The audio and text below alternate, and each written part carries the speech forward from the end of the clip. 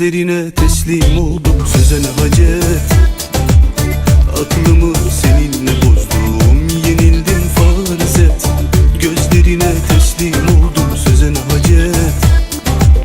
Aklımı seninle bozdum, yenildim farz et. Sen ruhumun ikizi, sen gönlümün tek eşi.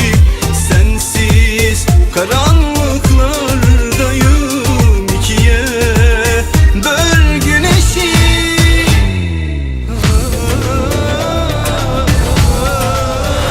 Kim sana bu kadar güzel ol dedi?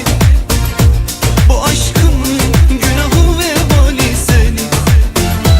Gözlerin olayın farkına vardı.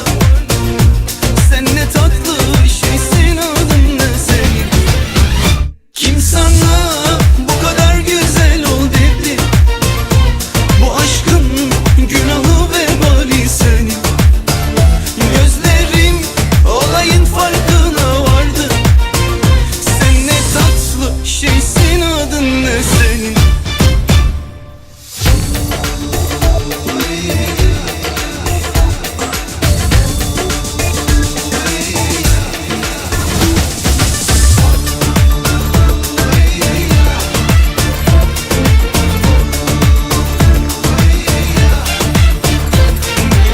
Gözlerine teslim oldum söze ne hacet.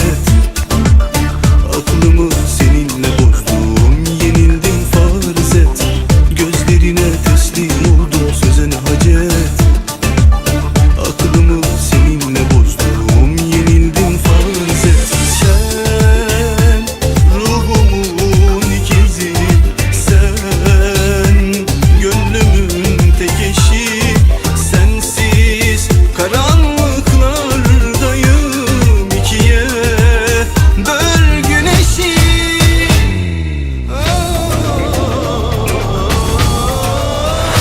Kim sana bu kadar güzel ol dedi? Bu aşkın günahı vebali senin. Gözlerin olayın farkına vardı.